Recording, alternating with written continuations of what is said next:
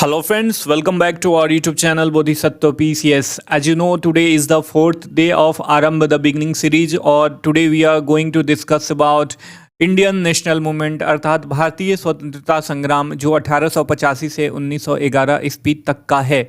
अभी जो है इस पार्ट में हम 1885 से 1911 ईस्वी तक का जो भी हमारा इंडियन नेशनल डेवलपमेंट रहा था उन सब के बारे में जानेंगे।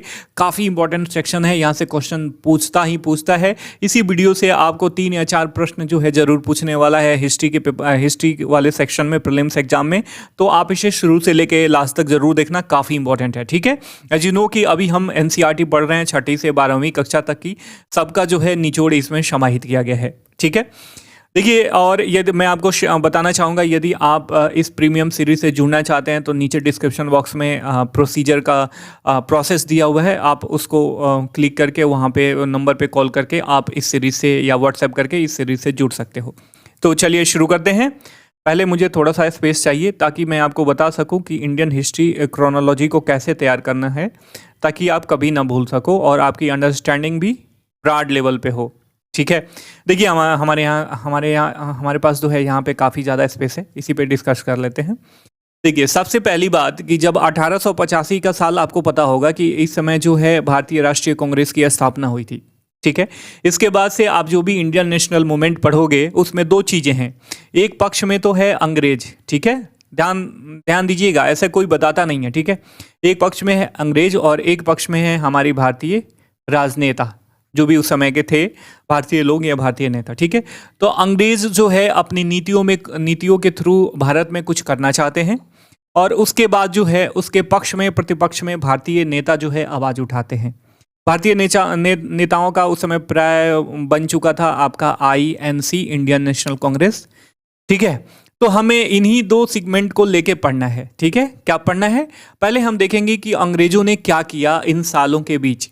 ठीक है, 1850 से 1911 के बीच। ठीक है, अभी जो हम साल टारगेट करने वाले हैं उसकी बात कर रहे हैं। ठीक है, और उसके बाद उसके प्रतिपक्ष में जो है या विपक्ष में जो है भारतीय राष्ट्रीय कांग्रेस ने क्या किया।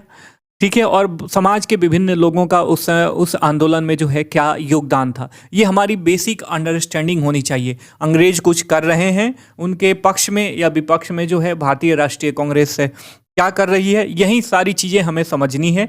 यदि आप ये समझ लिए तो समझ जाइए कि आप पूरा इंडियन इंडिपेंडेंस मूवमेंट समझ लिया आपने। ठीक है, तो चलिए शुरू करते हैं। शुरू करने से पहले आपसे रिक्वेस्ट है, यदि आप चैनल पे नए हैं तो चैनल को सब्सक्राइब करके बेल का आइकन दबा दीजिए ताकि कोई भी लेटेस्ट नोटिफिकेशन जो है आप तक आसानी से पहुंच सके।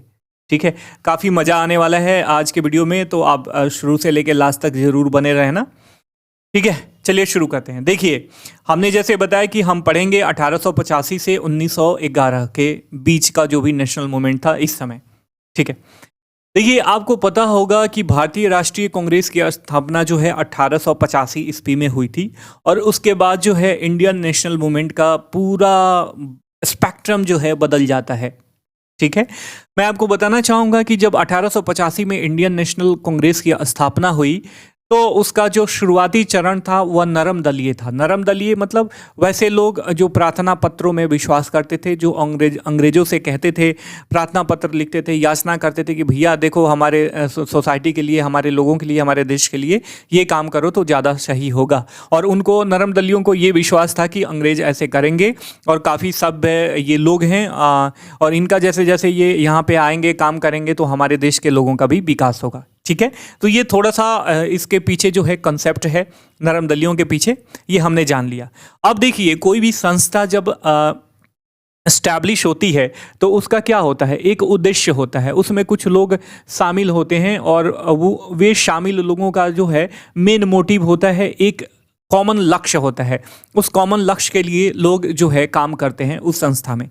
ठीक है, मान लीजिए कि BPSC एक संस्था है, जी नो कि BPSC एक संस्था है जो भी बिहार में एग्ज़ाम कंडक्ट होता है, हाई लेवल का एग्ज़ाम, इसको कंडक्ट कराती है सरकारी एग्ज़ाम्स को। ठीक है, मान लीजिए इसमें 50 लोग शामिल हैं, तो इसमें 50 लोगों का एक कॉमन गोल है। वह गोल ये है कि ये बीपीएससी का जो भी कार्य है उसको पूर्ण करना। बीपीएससी मान लीजिए कि बीपीएससी एग्ज़ाम कराती है, चाहे वो इंजीनियरिंग का एग्ज़ाम हो या अभी जो अध्यापकों का प्रधानाध्यापकों का एग्ज़ाम होने वाला है या 67वीं बीपीएससी का एग्ज़ाम होने वाला है, सीडीपीओ का, ये सब एग्ज़ाम कराती है।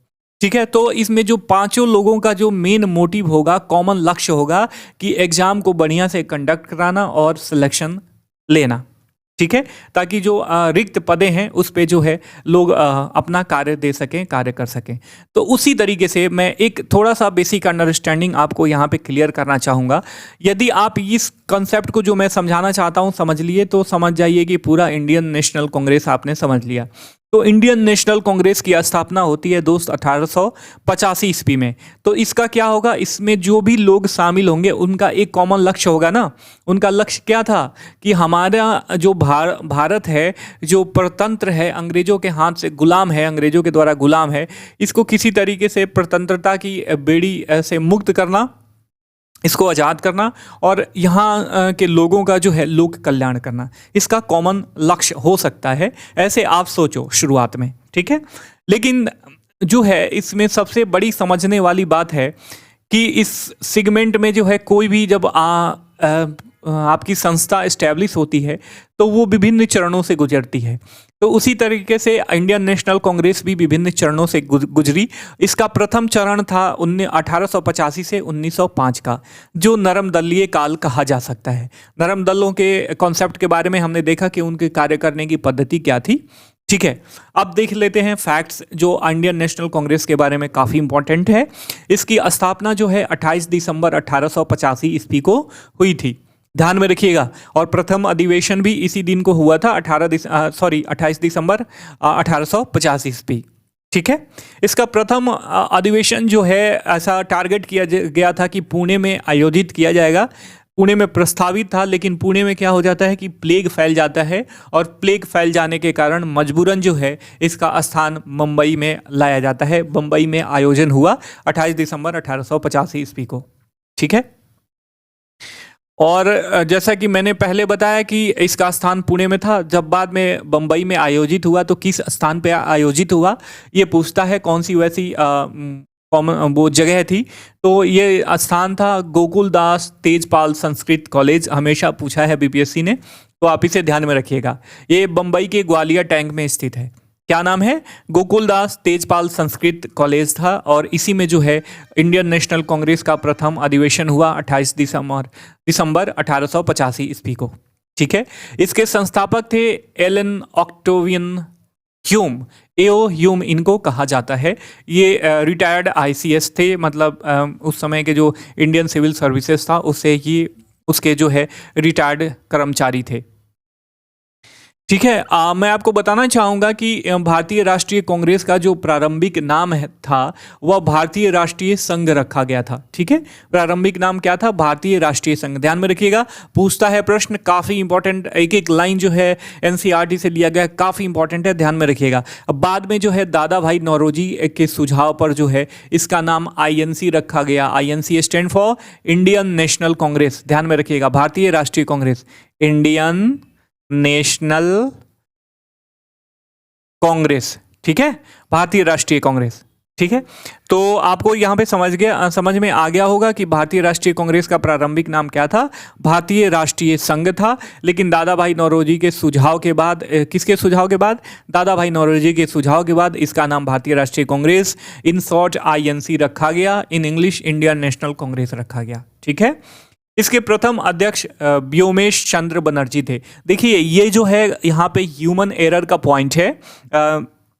I would like to make you clear that कि आप इस चीज को ध्यान में रखना। यदि पूछता है प्रथम अध्यक्ष कौन थे, तो व्योमेश चंद्र बनर्जी थे। अध्यक्षता व्योमेश चंद्र बनर्जी ने करी थी, लेकिन इसका संस्थापक एओ ह्यूम थे। ठीक है, यहाँ पे बच्चे जो है अक्सर गलत कर देते हैं।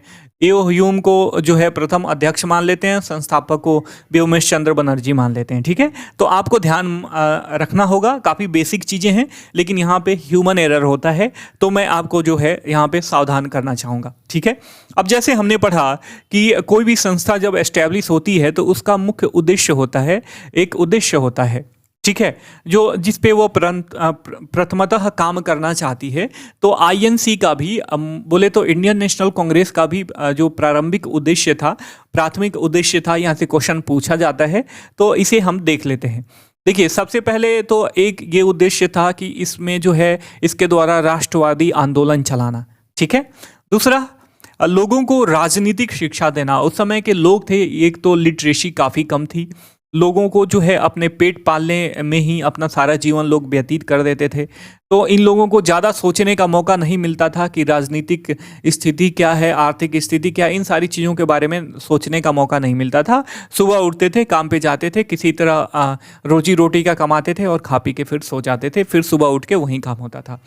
तो पहले बात कि इन लोगों को जब तक हम लोग राजनीतिक रूप से जागृत नहीं करेंगे, तब इन लोगों को कैसे समझ में आएगा कि आपका भाग्य जो है अंग्रेजों के हाथ मुट्ठी में बंद है, और जब तक इसके चुंगल से नहीं निकलेंगे तब तक ना ही आपकी आर्थिक स्थिति सुधरेगी और ना ही आपका देश जो है किसी तरीके से आज़ाद होगा और आगे बढ़ेगा। ठीक है।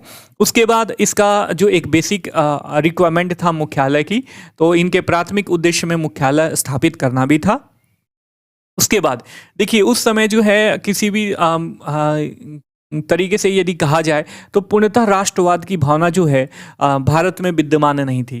तो जो भी संस्थापक सदस्य थे उस समय, मैं आपको बताना चाहूँगा, इंडियन नेशनल कांग्रेस की जब स्थापना हुई तब प्रथम अधिवेशन में 72 प्रतिनिधियों ने भाग लिया था। ध्यान में रखिएगा, बीपीएससी ने कई बार प्रश्न पूछ चुका है, तो ध्यान में रखिएगा इसको। ठीक है।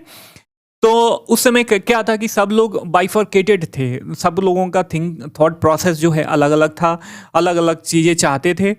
तो इनका जो आईएनसी के जो भी लोग थे उनका प्राथमिक उद्देश्य यही था कि विभिन्न नेताओं के मध्य जो है सबसे पहले मैत्रीपूर्ण संबंध स्थापित किया जाना चाहिए। मान लीजिए कि ये आपका घर है, मैं आपको बहुत बढ़िया समझा रहा हूँ, ऐसा समझ लीजिएगा ना, तो आपको कंसेप्ट भी याद रहेगा और फैक्ट भी याद रहेगा, क्योंकि जब आप समझ के पढ़ते हो तो फैक्ट्स भी नहीं भूलता है और कंसेप्ट तो भूलता ही नहीं है। ठीक है। मान लीजिए आपका घर है, आपके घर में 10 लोग हैं और 10 लोगों का एक कॉमन दुश्मन है जो आपके घर पे अटैक कर दिया है। ठीक है। तो ये 10 लोग मिलके इस दुश्मन का सामना करेंगे, तभी तो ये अपने घर को बचा पाएंगे, अपने सदस्य को बचा पाएंगे। तो यही फिलॉसफी थी कि सबसे पहले जो हमारा कॉमन दुश्मन है उसके विपक्ष में जो है, जो भी नेता हैं हमारे देश के अभी वर्तमान में, उनके मध्य जो है सबसे पहले मैत्रीपूर्ण जो है संबंध स्थापित किया जाए, सबको एक नेटवर्क में लाया जाए, सबको समझाया जाए कि आपका कॉमन गोल जो है एक ही है, तब तो जाके हम लड़ाई कर पाएंगे अंग्रेजों के विरुद्ध। तो ये था उनका उद्देश्य। ठीक है। अगला उद्देश्य था कि उपनिवेशवादी विचारधारा को जो है समर्थन, उपनिवेशवादी विरुद्ध विचारधारा होगा यहाँ पे।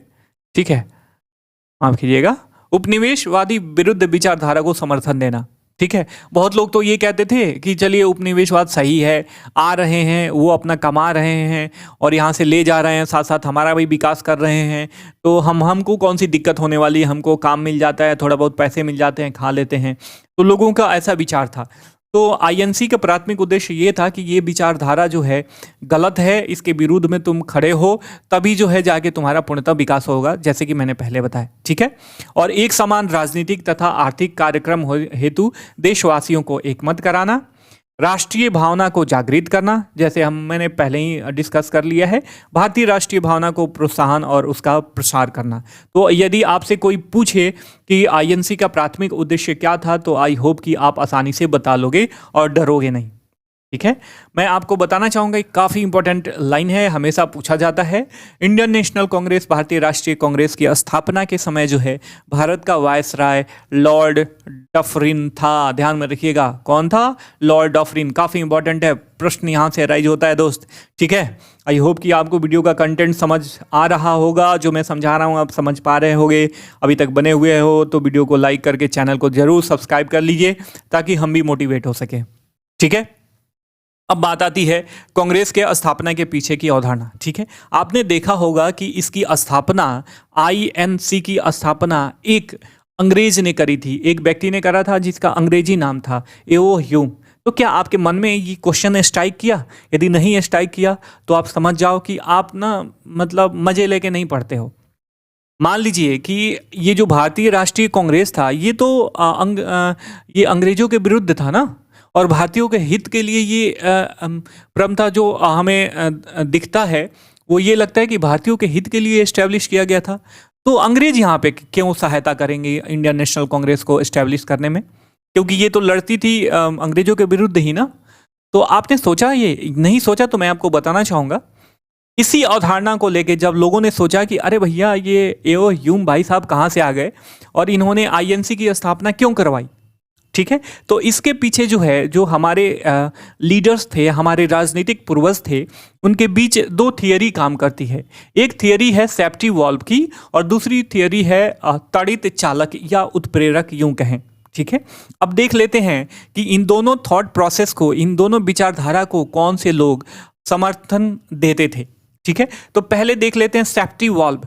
सेफ्टी वॉल्व जैसे शब्द से ही आपको पता चलता होगा कि सेफ्टी मतलब सुरक्षा, वॉल्व मतलब एक तरीके का सुरक्षा कवच बनाना, ठीक है। इस सेफ्टी वॉल्व अवधारणा, आईएनसी के स्थापना के पीछे जो सेफ्टी वॉल्व अवधारणा थी, इसमें ऐसा माना जाता था कि आईएनसी की स्थापना, बोले तो इंडियन नेशनल कांग्रेस की स्थापना जो है, तत्कालीन वायसराय लॉर्ड डफरिन ने ह्यूम के द्वारा सेफ्टी वॉल्व के रूप में करवाया था, ठीक है। अब इसका क्या मतलब हुआ, चलिए मैं आपको बताता हूं। देखिए, आपको पता है कि जब 1885 में स्थापना हुआ कांग्रेस का, उसके पहले भी जो है बहुत सारे संस्थाएं जो हैं या बहुत सारे लोग जो है अंग्रेजों के विरुद्ध लड़ाई करते थे, वो अपने विचारधारा से, अपने कार्यों से, अपने संगठन से, ठीक है। तो सेफ्टी जो डफरिन था उस समय का तत्कालीन वायसराय, ये लोग सेफ्टी वॉल्व अवधारणा को मानने वाले लोग ये सोचते हैं कि उसने सोचा कि एक ऐसी संस्था होनी चाहिए भारतीयों की जो हमारे पकड़ में हो, ठीक है, और हमारे पकड़ में हो और उसमें जो लोग शामिल हों, यदि कोई विरुद्ध, अंग्रेजों के विरुद्ध यदि कोई बात सोचते हों तो हमें पता चल जाए, क्योंकि हम तो उससे जुड़े रहेंगे ही ना। तो हमें जब अगर पता चल जाएगा तो हम पहले ही क्या कर लेंगे, उस विरोधाभास को, उस विरोध को दबा देंगे और दबाने के लिए पहले ही से तैयार रहेंगे। तो 1857 वाली जैसी घटना घटी थी वैसी नहीं घटेगी, ठीक है। तो इसी को कहा जाता है कि सेफ्टी बल्ब, कि ऐसा बल्ब तैयार करो जिसे हमें पहले से ही पता चल जाए कि आगे क्या होने वाला है और हम उससे निपटने के लिए पहले ही सुरक्षा कवच बना लें, ठीक है। तो आई होप कि आपको सेफ्टी वॉल्व की अवधारणा समझ में आ गई। सेफ्टी वॉल्व वाले क्या मानते थे? सेफ्टी वॉल्व वाले ये मानते थे कि जो आईएनसी है, इंडियन नेशनल कांग्रेस है, ये जो है इसकी स्थापना डफरिन ने ह्यूम के द्वारा जो है सेफ्टी वॉल्व के रूप में कराया था। अब इसको मानने वाले कौन थे? इसको मानने वाले थे लाला लाजपत राय। ध्यान में रखिएगा, ये मेंस का भी टॉपिक है, काफ़ी इंपॉर्टेंट है, ऐसा कोई नहीं समझाता है, ठीक है, तो आप ध्यान में रखिएगा इसे। लाला लाजपत राय और इसे मार्क्सवादी जो भी इतिहासकार रहे हैं वो भी सपोर्ट करते हैं कि इंडियन नेशनल कांग्रेस जो है डफरिन के दिमाग की उपज थी, एक सेफ्टी वॉल्व के रूप में इसे शुरुआत में स्थापित किया गया था। कौन कौन मानते हैं? लाला लाजपत राय, मार्क्सवादी इतिहासकार इसमें जो है विश्वास करते हैं, ठीक है। लेकिन आधुनिक जो इतिहासकार हैं इसे ऐसा नहीं मानते, उनके बीच जो है विरोधाभास है और वो ये कहते हैं, जैसे बिपिन चंद्र कहते हैं, ये तड़ित चालक था, उत्प्रेरक था। कांग्रेस भले ही इसमें ये एलन ऑक्टेवियन ह्यूम शामिल थे, लेकिन जो है इसकी स्थापना जो है भारतीय नेशनल मूवमेंट को, इंडिपेंडेंस, भारतीय स्वतंत्रता संग्राम को जो है ट्रिगर्ड करने का काम किया आईएनसी की स्थापना, ठीक है। तो उस ट्रिगर्ड करने की स्थापना, ट्रिगर्ड करने वाला जो कॉन्सेप्ट था वह था तड़ित चालक सिद्धांत, ठीक है। इसके जो समर्थक थे वो गोपाल कृष्ण गोखले थे। बिपिन चंद्र भी कहते हैं कि इनके अनुसार जो है ह्यूम ने आईएनसी की स्थापना के लिए तड़ित चालक या उत्प्रेरक का कार्य किया। मतलब कि यदि आईएनसी की स्थापना में किसी अंग्रेज का सहायता नहीं लिया गया होता तो उस समय अंग्रेजी जो शासन थी वो आराम से इस संस्था को डिस्ट्रॉय कर सकती थी, ठीक है। तो एक तरीके से यह जो है ह्यूम को एक तड़ित चालक के रूप में यूज किया गया, ठीक है। तो आपने समझ लिया इंडियन नेशनल मूवमेंट की स्थापना के पीछे जो दो कॉन्सेप्ट थे, आपका सेफ्टी वॉल्व सिद्धांत और तड़ित चालक, आपको समझ में आ गया होगा। अब देख लेते हैं कि भारतीय राष्ट्रीय कांग्रेस को लेकर लोग क्या क्या कहते थे, जो भी हमारे नेता थे वो क्या कहते थे इसके पक्ष में विपक्ष में, ठीक है। बिपिन चंद्र पाल कहते थे कांग्रेस को एक याचना संस्था, ठीक है। बिपिन चंद्र पाल क्या कहते थे? याचना संस्था। आपको पूरी लाइन एक बार पढ़नी है, और जब आप याद करो ना, जैसे बिपिन चंद्र पाल याचना संस्था, याचना संस्था किसे का कौन कहता था कांग्रेस को? बिपिन चंद्र पाल कहते थे। बिपिन चंद्र पाल कहते थे कि कांग्रेस एक प्रकार की याचना करने वाली संस्था है। वहीं बाल गंगाधर तिलक कहते थे कि यदि हम वर्ष में एक बार मेढक की तरह टर्राएंगे तो कुछ भी नहीं मिलेगा, क्योंकि कांग्रेस का अधिवेशन जो है साल में एक बार होता था, और उसको लेके तिलक जो है कहीं ना कहीं इसके पक्ष में नहीं थे। उनको ये लगता था कि भैया वर्ष में एक बार बरसाती मेढक के जैसे इकट्ठा हो जाओ और टर्राओ, और फिर और साल के अन्य महीनों में जो है शांत रहो, तो इससे कुछ नहीं होने वाला, हम इतनी बड़ी साम्राज्यवादी ताकत से नहीं लड़ सकते। ठीक है। वहीं पट्टाभी सीतारमैया जी बोलते थे कि कांग्रेस की स्थापना संबंधी कारकों पर पर्दा पड़ा है। ठीक है, कि कांग्रेस का मेन उद्देश्य क्या है यह तो अभी तक स्पष्ट ही नहीं हो पाया है। लॉर्ड डफरिन कहता था कि कांग्रेस जो है संभ्रांत लोगों का प्रतिनिधित्व करने वाला संगठन है। ठीक है, क्योंकि शुरुआत में जो कांग्रेस के लोग थे वो सब बड़े बड़े वकील थे, धनाढ्य थे, तो इसीलिए लॉर्ड डफरिन कहता था कि ये आम जन की संस्था नहीं है, यह भारत के संभ्रांत लोगों का प्रतिनिधित्व करने वाला संगठन है। वहीं वायसराय करजन बोलता था कि कांग्रेस जो है अब लड़खड़ा कर गिर रही है, और मेरी अदम्य इच्छा है कि मेरे रहते हुए मैं इसके शांतिपूर्ण अवसान में अपना सहयोग दे सकूं, मतलब शांतिपूर्ण मरने में अपना सहयोग दे सकूं। तो डफरिन और करजन का आप स्टेटमेंट याद रखिएगा, पूछा जाता है हमेशा। ठीक है, सारे स्टेटमेंट पूछे जाते हैं लेकिन इनकी प्रोबेबिलिटी ज़्यादा रहती है। ठीक है, ये वाला करजन वाला है, वेरी वेरी इंपॉर्टेंट, ध्यान में रखिएगा फ्रेंड। लाला लाजपत राय क्या कहते थे कि कांग्रेस जो है लॉर्ड डफरिन के दिमाग की उपज है। जैसे हमने शुरू में पढ़ा, कांग्रेस का सम्मेलन जो है शिक्षित भारतीयों के वार्षिक राष्ट्रीय मेले हैं। ऐसा कौन बोलता था? लाला लाजपत राय। अश्विनी कुमार दत्त बोलते थे कि कांग्रेस के सम्मेलन जो है 3 दिनों का तमाशा है। तो 3 दिनों का तमाशा कांग्रेस को किसने बोला था? अश्विनी कुमार दत्त जी ने बोला था। ठीक है, अब देख लेते हैं बंकिम चंद्र चटर्जी जो थे वो क्या बोलते थे। वो ये कहते थे कि कांग्रेस के लोग जो हैं पदों के भूखे हैं। ठीक है, तो हमने आईएनसी के बारे में कुछ इम्पोर्टेंट नेताओं के, कुछ इम्पोर्टेंट अधिकारियों के, अंग्रेज अधिकारियों के वक्तव्य को जाना, उनके मंतव्य को जाना। चलिए आगे देखते हैं। देखिए, आईएनसी के प्रथम अधिवेशन में जैसे कि मैंने पहले बताया कि 72 प्रतिनिधियों ने भाग लिया था। आईएनसी का दूसरा अधिवेशन जो है 1886 ईस्वी में कलकत्ता में आयोजित किया गया था। इसकी अध्यक्षता जो है दादा भाई नौरोजी ने करी थी, और सेकेंड अधिवेशन में जो है 450 प्रतिनिधियों ने भाग लिया था। दादा भाई नौरोजी से जुड़ा कुछ और तथ्य भी जान लेते हैं, इनके बारे में क्वेश्चन हमेशा पूछा जाता है। दादा भाई नौरोजी जो है आईएनसी के, मतलब भारतीय राष्ट्रीय कांग्रेस के 3 बार अध्यक्ष रह चुके हैं। ईस्ट इंडिया एसोसिएशन की इन्होंने स्थापना करी थी 1866 में इंग्लैंड में, ताकि जो है भारतीय पक्ष को लेके जो है अंग्रेजों को जागरूक कर सके, जो भी अंग्रेजी जनता है। ठीक है, तो आपसे कोई पूछे कि ईस्ट इंडिया एसोसिएशन की स्थापना कब हुई थी? 1866 में हुई थी, और इंग्लैंड में हुई थी। इसके संस्थापक कौन थे? तो आपके दादा भाई नौरोजी थे। ठीक है, आगे बढ़ते हैं। देखिए, अगला इंपॉर्टेंट जो फैक्ट है आप ध्यान में रखिएगा। आईएनसी के अध्यक्ष बनने वाले कुछ अंग्रेज हैं जिनका नाम आपको पता होना चाहिए। जॉर्ज यूल प्रथम अंग्रेज अध्यक्ष थे भारतीय राष्ट्रीय कांग्रेस का। विलियम बेडरबन ये भी अंग्रेज आईएनसी का अध्यक्ष रह चुके हैं। साथ में ये ह्यूम के जीवनीकार भी रहे हैं। अल्फ्रेड वेब और हेनरी कॉटन ये प्रमुख अंग्रेज हैं जो आईएनसी के अध्यक्ष रह चुके हैं। आप ध्यान में रखिएगा, क्वेश्चन पूछा जा सकता है यहाँ से। ठीक है, 1940 से 1945 ईस्वी तक जो है आईएनसी का अधिवेशन नहीं हुआ, तो अबुल कलाम आज़ाद जो है लगातार 6 वर्षों तक अध्यक्ष बने रहे। तो सबसे लंबा कार्यकाल जो है अध्यक्ष के रूप में इन्हीं का रहा।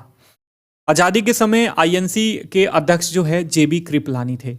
तो हमने जो है भारतीय राष्ट्रीय कांग्रेस के अधिवेशन से संबंधित और उनके अध्यक्षों से संबंधित जो भी इम्पोर्टेंट फैक्ट्स हैं जान लिया। और इसका किस अधिवेशन का कहाँ पे, कौन सा अधिवेशन कहाँ पे हुआ था, किसके द्वारा जो है इसका अध्यक्षता करी गई थी। या तो आपके पास लूसेंट होगा तो आप उससे पढ़ लेना, या मैं उसका जो है एक फ़ोटो जो है पूरा मैं आपके जो है व्हाट्सएप नंबर पे और टेलीग्राम पे शेयर कर दूंगा, आप वहाँ से उसको देख लेना। ठीक है, अब देखिए कि हमने जैसे पढ़ा था कि कांग्रेस का जो प्राथमिक चरण था वह उदारवादी राष्ट्रवादियों का था। तो हम देख लेते हैं कि उदारवादी राष्ट्रवादियों ने क्या अचीव किया अपने शुरुआती दिनों में।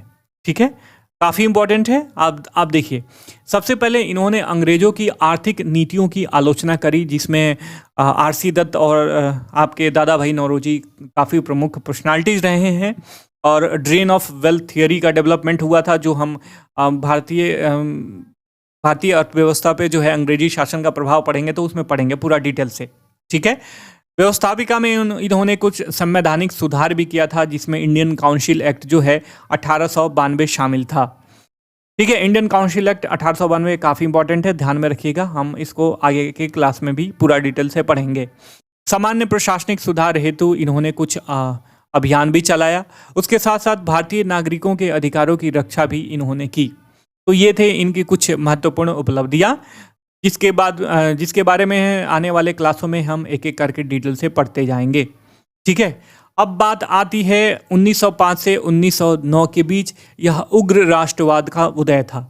ठीक है, देखिए, किसी के अगेंस्ट में अगर कोई खड़ा होता है तो पहली बात कि या तो उसके अत्याचारों से वह प्रभावित रहता है और या तो उसके विचारों से वह मतलब प्रभावित नहीं रहता है।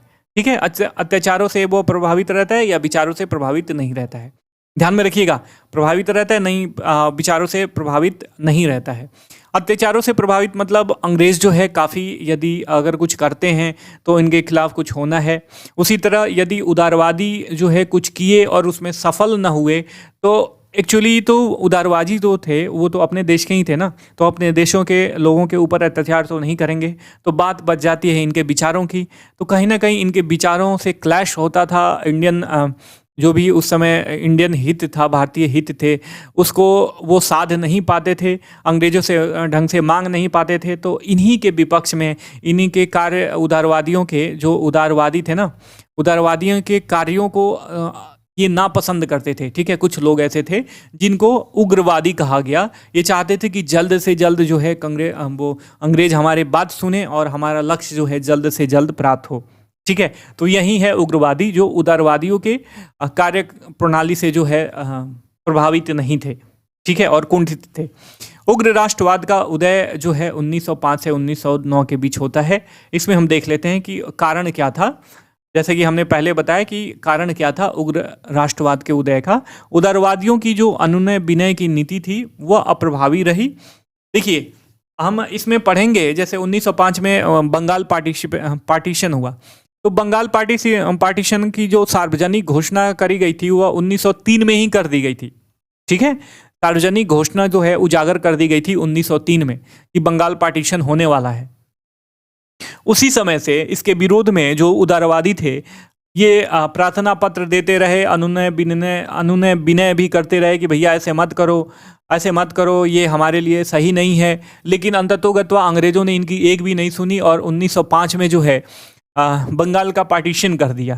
तो उग्रवादियों ने देखा कि भैया इनकी अनुनय विनय की नीति जो है अब बहुत हो गई, अब कोई दूसरा रास्ता जो है अख्तियार करना होगा अंग्रेजों को समझाने के लिए। ठीक है, तो इसीलिए यह उग्र बन गए और जल्दी से जल्दी यह चाहते थे कि हम इनका हड़ताल करें, इनके विरोध में कुछ करें, तभी जाके इनको चीज़ें समझ में आएगी। ठीक है, उसके साथ साथ अंग्रेजी राज्य के सही स्वरूप की जो पहचान हो गई इनको। पहले तो अंग्रेज जो है एक देखिए, कभी भी कोई मार्केटिंग करता है, मान लीजिए कि आपको पता होगा कि मान लीजिए कोई चीज़ बिक रही है, हेडफोन बिक रही है जैसे, तो हेडफोन बिक रही है तो हेडफोन बेचने यदि मार्केट में फेमस है एक हेडफोन, तो उसके लिए मार्केटिंग की जाती है। मार्केटिंग का मतलब ये हुआ कि उसको लेके एक धारणा फैलाई जाती है कि देखिए भैया ये मेरा हेडफोन जो है वो बहुत बढ़िया काम कर रहा है, कम पैसे में इतना अच्छा है, आपको बढ़िया क्वालिटी का साउंड देगा, ये करेगा वो करेगा, कम चार्ज में ज़्यादा दिन तक चलेगा, एक बार चार्ज में 10 दिन तक चलेगा। ये सारी चीज़ें उसके बारे में फैलाई जाती है। ये मार्केटिंग का तरीका हुआ। उसी तरह अंग्रेजी राज्य को लोग सही माने, इसके पीछे एक प्रोपेगेंडा चलाया गया था कि भैया देखो तुम असभ्य हो, विकसित नहीं हो, तो हम ही ये हैं दुनिया में सबसे सभ्य और विकसित जो तुम्हारा विकास कर सकेंगे। तो हमारे संरक्षण में रहो, हमारा गुलाम बने रहो, जैसे जैसे हम कार्य करते जाएंगे वैसे वैसे तुम लोग विकसित होते जाओगे और हम जो है तुम्हारे हित में कार्य करते रहेंगे। तो ये था इनका मार्केटिंग प्रोपेगेंडा, जैसे मैंने पहले बताया। इसी अवधारणा पे ये लोग पूरे विश्व में छाए हुए थे, ठीक है। लेकिन इनके सही स्वरूप की पहचान कब हुई? जब देखा गया कि 1896 से 1900 के मध्य जो है कई भयंकर दुर्भिक्ष आए, ठीक है। भयंकर दुर्भिक्ष, देखिए एक तो यह प्रकृति था और उसके बाद इनका जो है अवहेलना लोगों का, भारतीय लोगों के सिचुएशन का अवहेलना जो है उस स्थिति को और भी भयंकर बना देती थी और काफ़ी लोग मरते थे। इसमें जो है इसके बीच जो है 4 सालों के बीच 90 लाख लोग जो है काल कलवित हो गए और अंग्रेज जो है इस चीज़ को लेके ज़्यादा जो है मतलब सेंसिटिव नहीं थे। अंग्रेजी उपेक्षा का सामना करना पड़ा जो भी सिचुएशन था उस समय। फिर 1897 में एक नाटू ब्रदर्स थे, उन पर बिना मुकदमा चलाए जो है देश से निकाल दिया गया, ठीक है। फिर 1898 में आईपीसी की एक दमनकारी धारा थी 124 से, इसको लेकर भी लोगों के मन में क्षोभ था। फिर आता है 1904 का भारतीय विश्वविद्यालय अधिनियम, काफ़ी इंपॉर्टेंट है, आप इसे ध्यान में रखना। भारतीय विश्वविद्यालय अधिनियम, ये रेड पहले रेड जो है कंट्रास्ट नहीं बन पा रहा है, मैं आपको बताना चाहूँगा। 1904 का जो भारतीय विश्वविद्यालय अधिनियम था ना, काफ़ी इंपॉर्टेंट अधिनियम है, यूपीएससी हमेशा प्रश्न पूछती है, तो ध्यान में रखिएगा, ठीक है। इसके द्वारा जो है जो भी विश्वविद्यालय थे उस पर सरकारी नियंत्रण को जो है कड़ा कर दिया गया, काफ़ी ज़्यादा जो है हाथ टाइट कर दिया गया और बिना सरकारी अनुमति के ये लोग कुछ कर भी नहीं सकते थे, ठीक है। इसको लेके भी लोगों में क्षोभ की भावना थी। उसके साथ साथ आत्मसम्मान तथा विश्वास में वृद्धि हुई। विवेकानंद थे, राजा राम मोहन राय थे, स्वामी दयानंद सरस्वती थे, ऐसे लोगों ने ना काफ़ी अच्छा कार्य किया। और जो भारतीय संस्कृति थी जिसे लोगों को पहले गुमराह किया जाता था कि तुम्हारी संस्कृति लो है, तुम्हारा धर्म लो है, तुम्हारे जो शास्त्र हैं वो बहुत घटिया किस्म के हैं, तो इन लोगों ने ये भी जो भी उस समय के ये संत लीडर थे, विवेकानंद, स्वामी दयानंद सरस्वती, राजा राम मोहन राय, इन्होंने जो है जगाया लोगों को, लोगों के आत्मसम्मान को जगाया। सबसे बड़े आत्मसम्मान की जागरूकता थे ये विवेकानंद और स्वामी दयानंद सरस्वती। तो लोगों के आत्मसम्मान में अपने संस्कृति को लेके, अपने कल्चर को लेके क्या हुआ, वृद्धि हुई। उसके साथ साथ अंग्रेजों के द्वारा जो भी शिक्षा पे कार्य किया गया, उस शिक्षा का विकास भी हुआ। बहुत सारे लोग जो धनी लोग थे वे विदेशों में जाके पढ़े, देश दुनिया के सिचुएशन को समझे, तो उनको ऐसा लगा कि हमारा भारत तो बहुत पिछड़ा हुआ है और अंग्रेजों का गुलाम है, जब तक इनके गुलामी से मुक्ति नहीं मिलेगी हमारा विकास नहीं होगा। अंतर्राष्ट्रीय घटनाओं का भी प्रभाव पड़ा। 1868 में देखा गया कि 1868 के पश्चात जापान का एक भयानक तरीके से बहुत विशाल औद्योगिक देश के रूप में विकास होता है, जिसमें अंग्रेजों का कोई हाथ नहीं था। तो लोगों को लगा कि जब जापान का विकास हो सकता है, एक एशियाई देश है और बिना किसी के सहायता से, तो हम क्यों नहीं विकसित हो सकते हैं, ठीक है। दूसरा कि पश्चिमीकरण के विरुद्ध भी प्रतिक्रिया उठी। लॉर्ड कर्जन की जो भी दमनकारी नीति थी, जैसे इसने आपका एक तो आपको दिख ही गया होगा कि बंगाल पार्टीशन करके जो बंगाल उस समय के नेशनल मूवमेंट का प्रमुख अड्डा था उसको कमज़ोर करने की कोशिश करी। उसके साथ साथ जैसे जैसे दिन बीतता गया लोग प्रशिक्षित होते गए आईएनसी के, भारतीय राष्ट्रीय कांग्रेस के, और इनका जो है प्रशिक्षित नेतृत्व का उद्भव हुआ और इंडियन नेशनल मूवमेंट को जो है धार प्राप्त हुआ, ठीक है। तो उग्रवाद के उदय का ये कुछ प्रमुख कारण है, आप ध्यान में रख लीजिए। उग्रवाद पे चलने से पहले, बंगाल पार्टीशन को देखने से पहले हम कुछ इंपॉर्टेंट उदारवादी नेताओं के बारे में देख लेते हैं, जो कभी कभी पूछ देता है कि इनमें से कौन उदारवादी नेता नहीं है। तो प्रमुख उदारवादी नेता हैं दादा भाई नौरोजी, फिरोज शाह मेहता, दिनशा वाचा, डब्ल्यू.सी. बनर्जी, रास बिहारी घोष, आर.सी. दत्त, बदरुद्दीन तैयबजी, गोपाल कृष्ण गोखले, पंडित मदन मोहन मालवीय। ध्यान में रखिएगा, इनका इंपॉर्टेंट नाम है ये कुछ उदारवादी नेताओं का, ठीक है, लिबरल्स का। अब आती है बंगाल विभाजन की। देखिए जैसे कि मैंने पहले बताया कि जब भी आप वो पढ़ो ना, हिस्ट्री पढ़ो, तो आप एक बात ध्यान में रख के चलो कि अंग्रेज कभी भी चाहेंगे कि भारत में इंडियन नेशनल मूवमेंट जो है धार ना पकड़े, मजबूत ना हो, और उसको तोड़ने की ये भरसक कोशिश करेंगे। तो इसी कोशिशों में से, अनेक कोशिशों में से एक ये था बंगाल पार्टीशन एवं इसके विरुद्ध स्वदेशी आंदोलन जो भारतीयों ने किया। तो बंगाल विभाजन क्यों था, क्यों किया गया, देखते हैं। देखिए ये था पूरा बंगाल, ठीक है, देख रहे हैं ना, ये पूरा जो आउटलाइन है, ये जहाँ पे हमारा कर्सर घूम रहा है, ये बंगाल था। अब देखिए इसमें हुआ क्या कि ये जो है उस समय भारतीय राष्ट्रीय कांग्रेस का प्रमुख मजबूत केंद्र था। तो इसमें ये था कि चूंकि अंग्रेजों की नीति क्या थी, फूट डालो और शासन करो, डिवाइड एंड रूल की, तो इन्होंने ये सोचा कि क्यों ना इस राज्य को डिवाइड कर दिया जाए और अंग्रेजों को हिंदुओं को और मुस्लिमों को अलग अलग किया जाए और जो बंगाल भाषी हैं उनको अल्पसंख्यक कर दिया जाए। ठीक है, तो हम बता सकते हैं कि आराम से कि देखो भैया, तुम अलग रहोगे तो तुम्हारा अलग हित है, तुम और हिंदुओं को कह देंगे तुम अलग रहोगे तो तुम्हारा अलग हित है। तो ये इसी टारगेट के साथ इन्होंने बंगाल पार्टीशन किया। इसने जो है पूर्वी बंगाल, ये जो है ईस्टर्न बंगाल और वेस्टर्न बंगाल के दो रूप में, ये जो वेस्टर्न था इसको बंगाल नाम दिया और जो पूरब था इसको ईस्टर्न बंगाल नाम दिया। ठीक है, ये बंगाल में जो था, वेस्टर्न बंगाल में ये बिहार और उड़ीसा शामिल था। इसमें बिहार, बंगाल और उड़ीसा शामिल था और ईस्टर्न बंगाल में ईस्टर्न बंगाल और असम के ज़िले शामिल थे। ठीक है, ध्यान में रखिएगा, जहाँ पे पूर्वी बंगाल मुस्लिम बाहुल्य था वहीं पे पश्चिमी बंगाल जो है हिंदू बाहुल्य था। ठीक है, ध्यान में रखिएगा। कब पार्टीशन हुआ था बंगाल विभाजन? 1905 ईस्वी में। ठीक है, आगे इसके बारे में कुछ तथ्य देख लेते हैं। देखिए बंगाल विभाजन का जो सार्वजनिकरण जो हुआ था 1903 में ही अंग्रेजों के द्वारा बता दिया गया था कि हम बंगाल को विभाजित करने वाले हैं। लेकिन इसके पीछे अंग्रेज क्या तर्क देते थे, हमने जो रियल तर्क है उसके बारे में अभी डिस्कशन किया।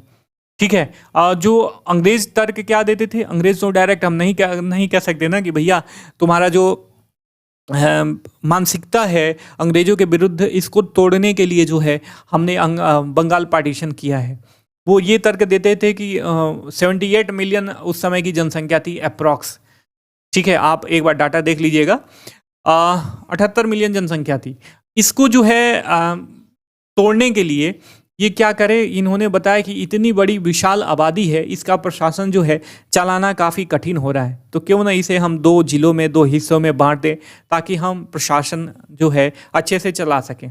लेकिन हमने जैसे शुरू में डिस्कस किया कि आखिर जो है मेन मंशा क्या थी कर्जन की, बंगाल विभाजन उसने क्यों किया?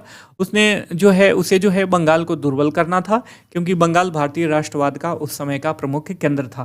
ठीक है, अब देख लेते हैं विभाजन का घटनाक्रम, कैसे कैसे विभाजन हुआ, क्रोनोलॉजी देख लेते हैं, काफ़ी इंपॉर्टेंट है। देखिएगा फ्रेंड, देखिए 20 जुलाई 1905 को जो है विभाजन की घोषणा की जाती है। इसके विरोध में 7 अगस्त 1905 को कलकत्ता टाउन हॉल में स्वदेशी आंदोलन आरंभ होता है और यहीं पे बहिष्कार प्रस्ताव स्वीकृत होता है। ठीक है, विभाजन घोषणा कब करी गई? 20 जुलाई 1905 को, और इसके विरुद्ध जो पहला कदम चला गया वो 7 अगस्त 1905 को कलकत्ता के टाउन हॉल में, जिसमें स्वदेशी आंदोलन आरंभ हुआ और बहिष्कार प्रस्ताव भी पारित किया गया। ठीक है, फिर आता है 16 अक्टूबर 1905 का दिन। कर्जन जो है इस दिन घोषणा कर देता है कि भैया आज से जो है बंगाल विभाजन प्रभावी हो जाता है, और इसके विपक्ष में जो है बंग भंग विरोध आंदोलन शुरू कर दिया जाता है भारतीयों के द्वारा। तो इसमें 3 डेट जो है आपको काफ़ी इंपॉर्टेंट याद रखना है। विभाजन की घोषणा कब करी गई थी? 20 जुलाई 1905 को। ठीक है, इसके विरुद्ध में पहला जो सम्मेलन हुआ वह हुआ कलकत्ता टाउन हॉल में 7 अगस्त 1905 को। ठीक है, और प्रभावी कब हुआ बंगाल विभाजन? 16 अक्टूबर 1905 को। ठीक है, तो आप याद रखिएगा, जुलाई, अगस्त, सितंबर छोड़ के फिर अक्टूबर आ जाते हैं। 16 अक्टूबर 1905, 16 अक्टूबर 1905 को जो है बंगाल विभाजन प्रभावी हो जाता है और इस दिन जो है बंग विरोधी आंदोलन भी शुरू हो जाता है। 16 अक्टूबर 1905 को विरोध में जो है कुछ बहुत इंपॉर्टेंट कार्य किए गए थे, आप ध्यान में रखिएगा। इस दिन जो है संपूर्ण बंगाल में शोक दिवस मनाया गया, जन एकता और मैत्री दिवस के रूप में भी इसे मनाया गया, और ये कॉन्सेप्ट दिया था आपके रविंद्रनाथ टैगोर ने। राखी दिवस के लोगों एक दूसरे को राखी बांधे, हिंदू मुस्लिम भी एक दूसरे को राखी बांधे, ऐसा राखी दिवस और मैत्री दिवस या जन एकता दिवस के रूप में इसे मनाया गया 16 अक्टूबर 1905 को। ठीक है, अब जैसे कि हमने देखा कि इसके विपक्ष में जो है स्वदेशी आंदोलन होता है, बंग भंग आंदोलन होता है। इसमें हम देख लेते हैं क्या क्या होता है। देखिए, जैसा हमने शुरू में बताया कि 1905 से पहले ही कांग्रेस में जो है उग्रवादी विचारधारा भी शुरू हो जाती है। जहाँ पे उग्रवादी शांत रह के कार्य करना चाहते थे, वहीं उग्रवादी जो है तेज रिजल्ट चाहते थे और विरोध प्रदर्शन करके जो है अपना काम निकलवाना चाहते थे। ठीक है, तो इस आंदोलन को लेके दो धड़े थी और दोनों धड़े अलग अलग क्या कार्य कर रही थी, इसमें देख लेते हैं। उदारवादी कार्यक्रम में जो प्रमुख नेता थे वे थे सुरेंद्र नाथ बनर्जी, के मित्रा, पृथ्वी चंद्र राय। इन्होंने विरोध में जो है बंगाल विभाजन के विरोध में, जैसा इनका पहले का ही आदत था, प्रार्थना पत्र दिए, सभाएं करे, निंदा प्रस्ताव पारित किए, जनमत तैयार किए, ये सब काम किए। ठीक है, और अंग्रेजों के द्वारा जो है लेकिन इनकी उपेक्षा करी गई। ठीक है, आगे बढ़ लेते हैं। अब उग्रवादी कार्यक्रम देख लेते हैं। उग्रवादियों ने क्या क्या किया था। उग्रवादियों में लाल बाल पाल थे। लाल स्टैंड फॉर लाला लाजपत राय, बाल स्टैंड फॉर बाल गंगाधर तिलक, और पाल आप नीचे कमेंट करके बताओ ये कौन थे। ठीक है, और अरविंदो घोष भी थे इनमें शामिल। इन्होंने विरोध में जो है विभाजन को राष्ट्रीय चुनौती के रूप में स्वीकार किया, विदेशी वस्तुओं का बहिष्कार किया। ठीक है, और जो भी विदेशी कपड़ा थे उनकी होली जलाई, सार्वजनिक होलिका दहन किया। तो ये ध्यान में रखिएगा कि ऐसे कोई पूछे कि सब प्रथम बार जो है कपड़ों की सार्वजनिक होली कब जलाई गई, विदेशी वस्तुओं की सार्वजनिक होली कब जलाई गई, तो स्वदेशी आंदोलन में 1905 में जो बंगाल विभाजन के विरुद्ध में शुरू किया गया था। ध्यान में रखिएगा। लोगों ने गंगा स्नान किया, जनसभाएं करी, विरोध प्रदर्शन किया, कई स्वयं सेवी जो है संगठन एस्टैब्लिश हुए, स्वदेशी शिक्षा पे जोर दिया गया, स्वदेशी उद्योग पे जोर दिया गया, सांस्कृतिक जगत में जो है प्रभाव जो है बनाया गया, और ऐसे तरीकों से जो है उग्रवादी जो है ये बंगाल विभाजन का विरोध कर रहे थे। ठीक है, आगे बढ़ने से पहले आंदोलन से संबंधित कुछ अन्य प्रमुख तथ्य जान लेते हैं जो आपके एग्जाम के लिहाज से इम्पोर्टेंट है। जैसे मैंने बताया कि कई सारी स्वयंसेवी संगठन एस्टैब्लिश हुए थे, उसमें कुछ प्रमुख हैं। स्वदेश बांधव समिति, इसकी स्थापना किसने करी थी? अश्वनी कुमार दत्त ने करी थी। इसके साथ साथ स्वदेशी संगम की भी स्थापना हुई थी। B.O. चिदम्बरम और सुब्रमण्यम शिवा ने इसकी जो है स्थापना करी थी। ठीक है, इसी समय जो है राजनीतिक स्वतंत्रता ही राष्ट्र की जीवन सांसें हैं, ऐसा अरविंदो घोष ने कहा था। काफ़ी इंपॉर्टेंट ये पर्सनालिटी हैं और इनका कोट है, आप ध्यान में रखिएगा।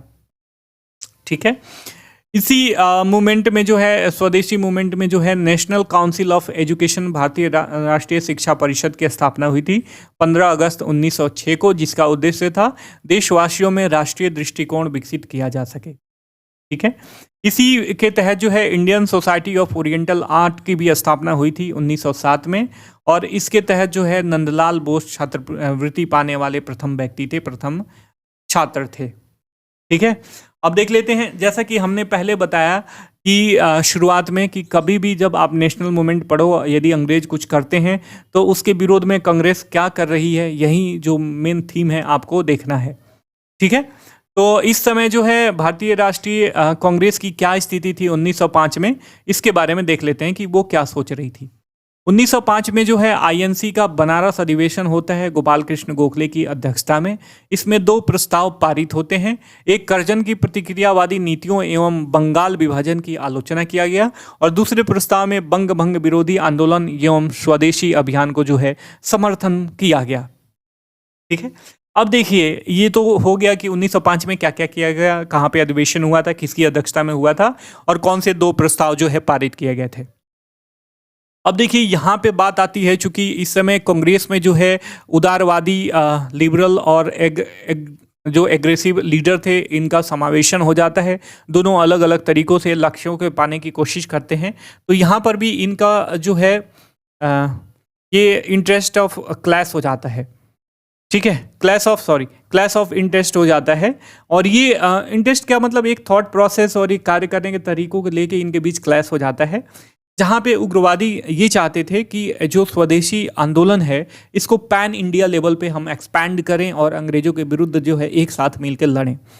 वहीं जो उदारवादी थे वो ये चाहते थे कि इस आंदोलन को बंगाल तक ही सीमित रखा जाए, क्योंकि ये बंगाल को लेकर ही है।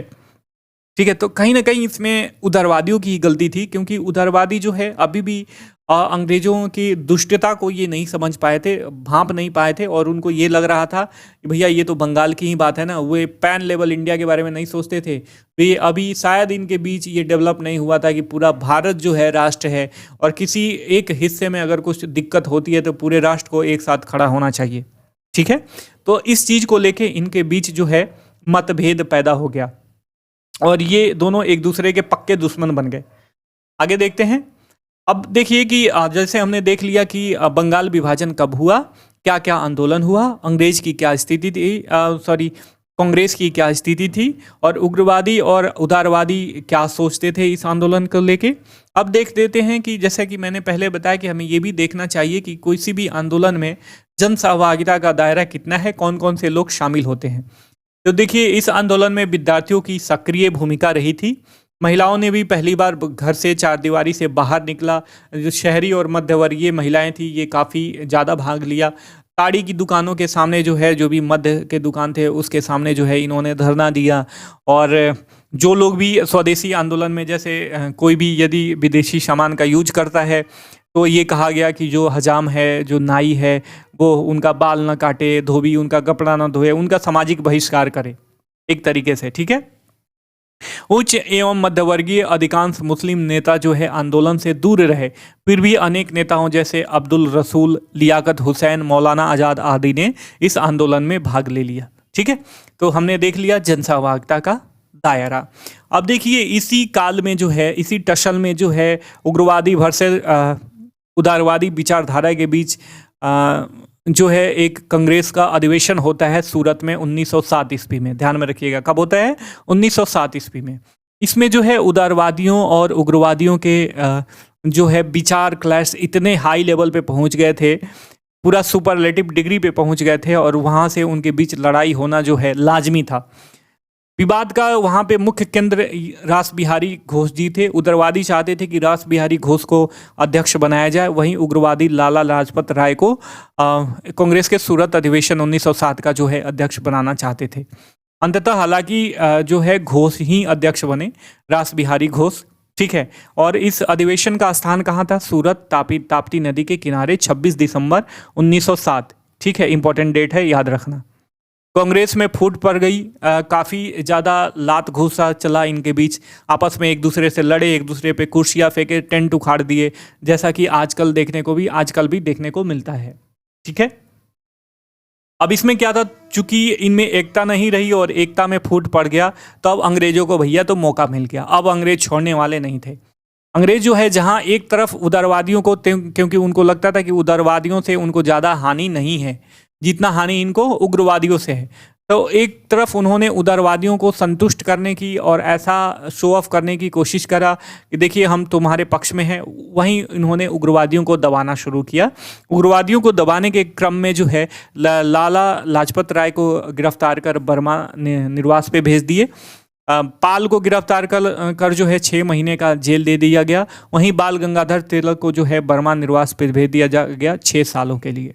ठीक है, अब बात यहाँ पे समझ में आ गई कि एक तरफ इन्होंने उदारवादियों को संतुष्ट करने की कोशिश की, वहीं इन्होंने उग्रवादियों को जो है दमन किया, उग्रवादियों का दमन किया।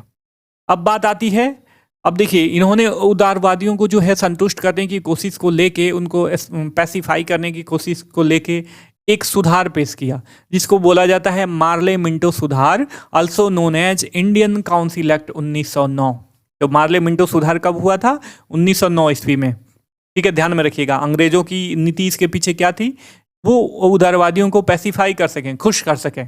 ठीक है, इसमें जो है मार्ले जो है भारत सचिव था और मिंटो वायसराय था। ध्यान में रखिएगा, क्वेश्चन यहां से पूछता है, एक्चुअल क्वेश्चन है, ध्यान में रखिएगा।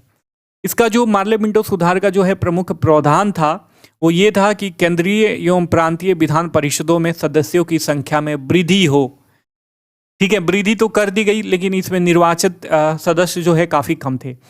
दूसरा मुख्य प्रावधान था सांप्रदायिक प्रतिनिधित्व है, इसलिए इसमें जो है हिंदू मुस्लिमों के लिए अलग अलग प्रतिनिधित्व दिया गया, जो हमारे देश के विभाजन का बहुत बड़ा कारण भी बना। यहीं से शुरुआत होता है। ठीक है, अब देखिए, अब इस सुधार को लेके कांग्रेस की क्या प्रतिक्रिया थी। कांग्रेस कह रही थी कि भैया सुधारों का तो स्वागत किया, लेकिन इन्होंने धार्मिक प्रतिनिधित्व का इन्होंने विरोध किया। ठीक है, जो सुधार हुए थे केंद्रीय एवं प्रांतीय विधान परिषद में, इसको लेके कांग्रेस ने तो स्वागत किया इसका, लेकिन जो धार्मिक प्रतिनिधित्व था हिंदू मुस्लिम के लिए अलग अलग प्रतिनिधित्व, इसका जो है इन्होंने विरोध किया। ठीक है, इससे रिलेटेड एक इम्पॉर्टेंट नोट है, मैं आपके साथ शेयर कर दूं। सत्येंद्र नाथ सिन्हा जो है गवर्नर जनरल की कार्यकारिणी परिषद में ये पहले भारतीय सदस्य बने थे। ठीक है, ध्यान में रखिएगा। अब साल आता है 1911 का। देख, अभी भी जो है बंगाल विभाजन के विरोध में बंग भंग आंदोलन चलता है, लोगों में असंतुष्टि व्याप्त रहती है। उसी समय जो है दिल्ली दरबार का आयोजन होता है 1911 में। ब्रिटेन के राजा जॉर्ज पंचम और उनकी रानी ने भाग लिया इसमें। इस दरबार में जो है दो महत्वपूर्ण घोषणाएं करी गई। पहला तो बंगाल विभाजन को रद्द कर दिया गया, और दूसरी जो है राजधानी कलकत्ता से, भारत की राजधानी कलकत्ता से जो है दिल्ली स्थानांतरित कर दी गई। तो भारत की राजधानी कलकत्ता से दिल्ली कब स्थानांतरित करी गई? 1 अप्रैल 1912 को। ठीक है, ध्यान में रखिएगा। तो बंगाल विभाजन कब रद्द हुआ? 1911 ईस्वी में।